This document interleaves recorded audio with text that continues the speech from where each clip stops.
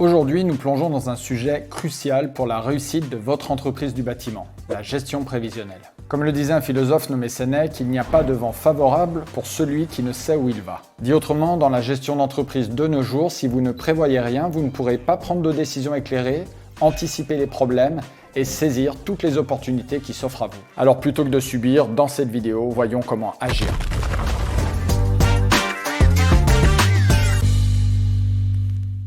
Premièrement, en établissant des prévisions, vous identifierez les obstacles éventuels avant qu'ils ne deviennent des problèmes majeurs. Cela vous donne une longueur d'avance pour élaborer des solutions. Deuxièmement, la gestion prévisionnelle va vous aider à investir efficacement vos ressources, que ce soit en personnel, en matériel, en matériaux ou tout simplement en argent. Vous éviterez ainsi le gaspillage et maximiserez votre efficacité. Troisièmement, en comprenant et en anticipant les tendances du marché, vous prendrez des décisions à plus grande valeur ajoutée. Cela peut aller de l'expansion de votre activité à l'ajustement de votre stratégie de communication. Alors maintenant que nous avons dit tout ça, voyons concrètement comment faire votre prévisionnel de gestion. Premièrement, commencez par examiner les données de votre passé, qui seront la base de réflexion pour votre futur. Cela inclut vos ventes, vos dépenses et tout autre indicateur pertinent. Si vous êtes au stade de la création d'activité, je vous conseille non pas de faire un prévisionnel de gestion, mais bien un business plan global. Deuxièmement, repérez les tendances qui se dégagent de toutes ces données. Avez-vous par exemple une saisonnalité dans votre activité? Ce qui est souvent le cas dans le monde du bâtiment, même si le réchauffement climatique tend à diminuer cet impact.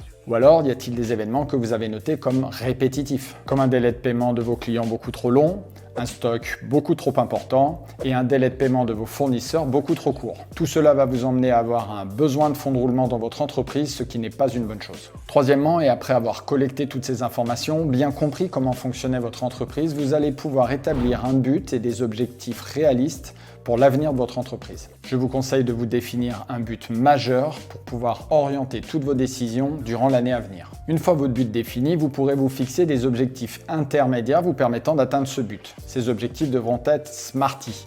On a déjà parlé dans une précédente vidéo de ce qu'était un but SMARTY, mais je vais revenir quand même rapidement sur ce sujet. S pour spécifique, M pour mesurable, A pour ambitieux, R pour réaliste, T pour temporel, il doit être défini dans le temps, E pour éthique, il doit respecter vos valeurs. Pour finir, un deuxième E pour écologique, car il doit être bénéfique pour vous, mais aussi pour votre environnement personnel et professionnel. En vous fixant ces objectifs, vous allez disposer de jalons vous permettant d'avoir la certitude d'atteindre votre but. Ces indicateurs devront être contrôlés quotidiennement, hebdomadairement ou peut-être même mensuellement suivant la structure de votre entreprise. Chaque écart doit être pour vous l'occasion de réfléchir et d'agir dans le sens de l'atteinte de votre but final. Voilà, j'espère maintenant que vous comprenez parfaitement pourquoi la gestion prévisionnelle est un élément crucial pour toutes les entreprises du BTP. Alors si vous voulez être certain de construire un prévisionnel qui vous emmènera à la réussite, vous pouvez cliquer sur le lien en dessous de cette vidéo qui vous permettra d'accéder à ma formation gratuite permettant de créer,